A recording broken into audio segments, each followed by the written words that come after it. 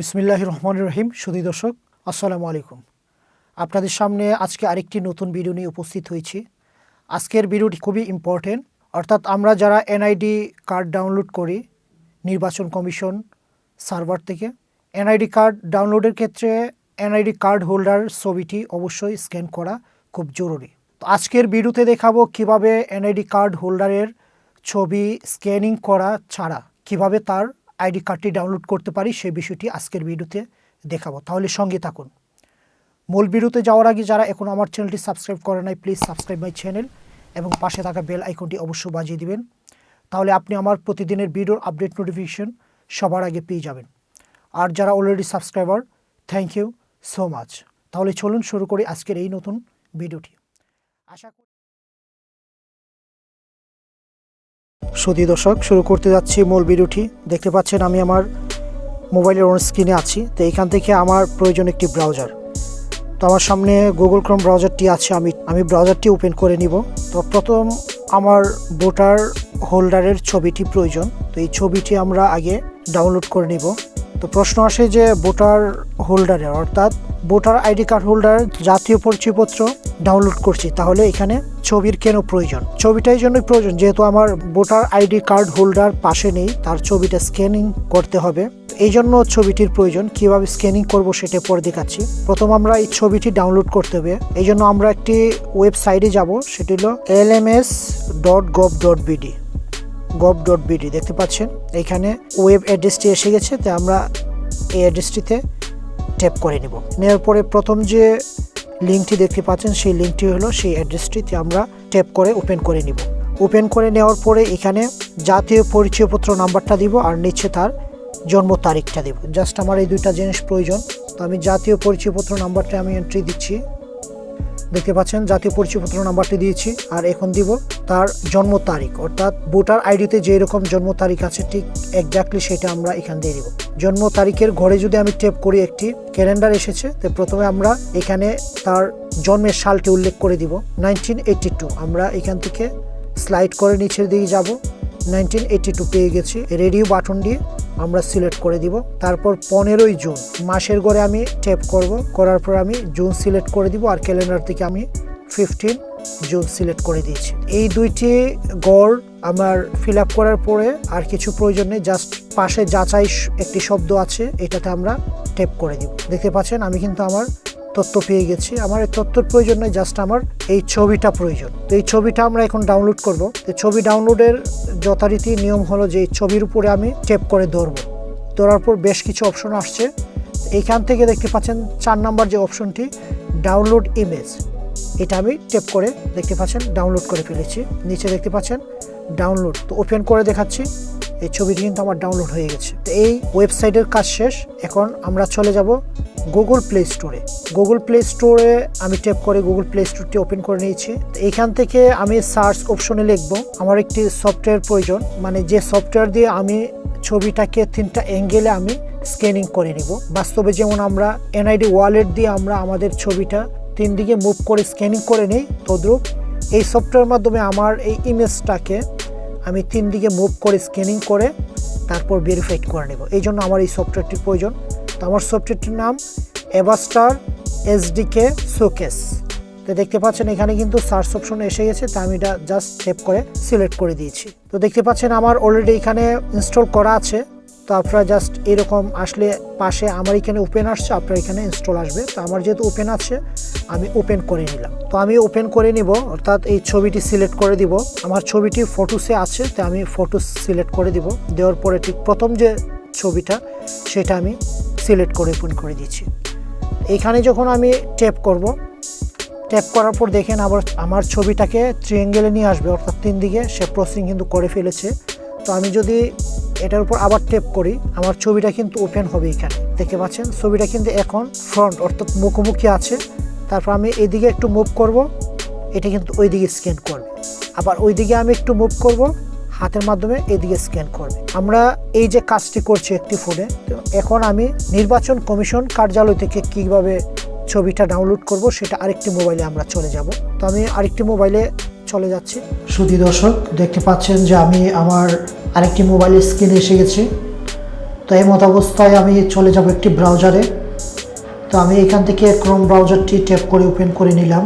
নেওয়ার পরে ঠিক অ্যাড্রেস বার কিংবা সার্চ অপশনে আমরা লিখব services.nidw.gov.bd।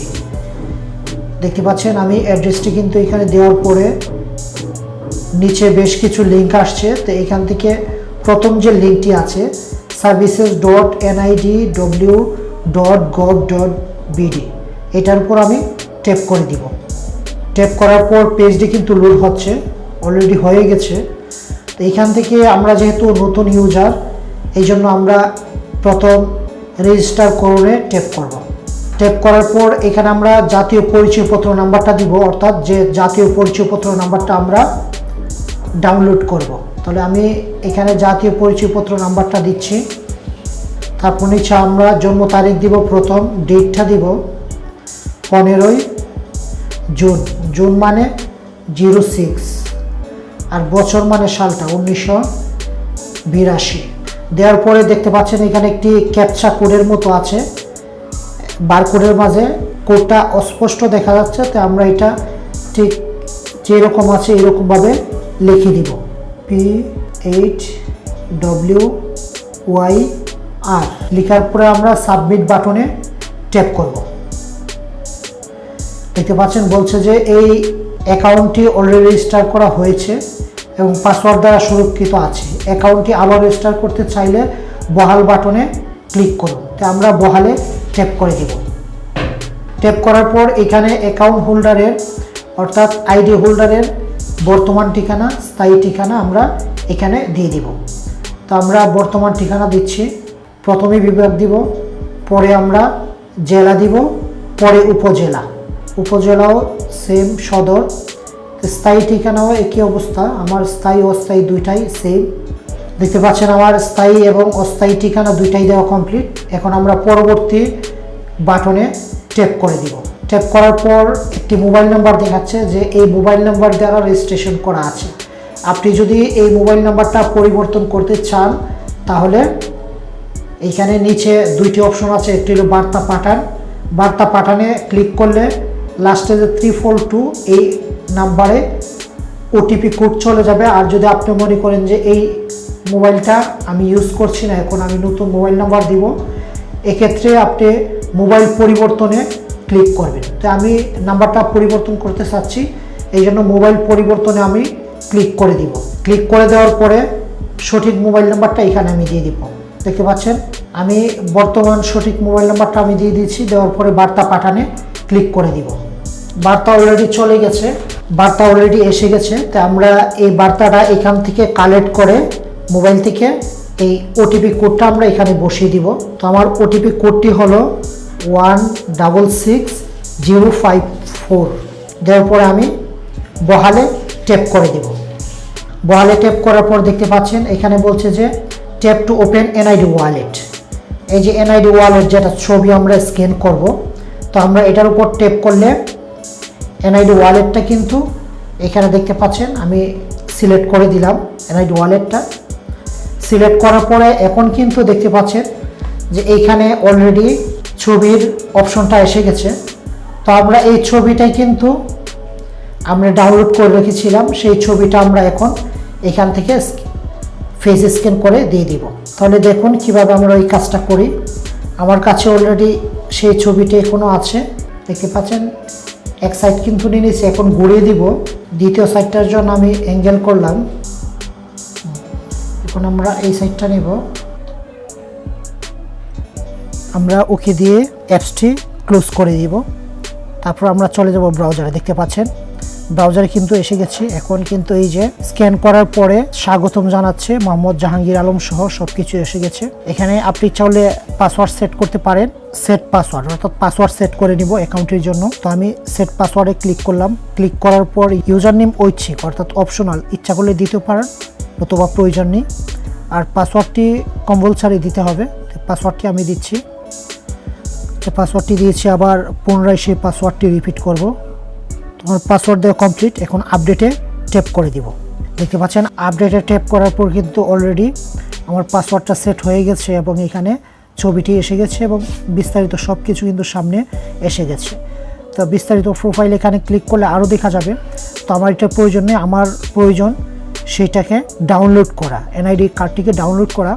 তো নিচে দেখতে পাচ্ছেন ডাউনলোড নামে একটি অপশন আছে, জাতীয় পরিচয়পত্র ডাউনলোড করুন। তো আমি যদি ডাউনলোডে ট্যাপ করি এটা কিন্তু যথারীতি ডাউনলোড হয়ে যাবে। তো আপনারা এরকমভাবে আপনাদের NID কার্ড অর্থাৎ NID কার্ড হোল্ডারের ফেস স্ক্যানিং ছাড়া কিভাবে ডাউনলোড করবেন সে প্রক্রিয়াটি দেখিয়েছি। আশা করি ভিডিওটি আপনাদের জন্য হেল্পফুল হবে। যদি ভিডিওটি আপনার উপকারে আসে অবশ্যই চ্যানেলটি সাবস্ক্রাইব করে নেবেন। আর যদি ভিডিওটি দেখে ভালো লাগে ভিডিওর নিচে লাইক বাটনে একটি লাইক দিয়ে দিবেন। আবারও নতুন কোনো ভিডিও নিয়ে আপনাদের সামনে কথা হবে। ততক্ষণ পর্যন্ত ভালো থাকবেন। আজকে এখানে শেষ করছি। আল্লাহ হাফেজ।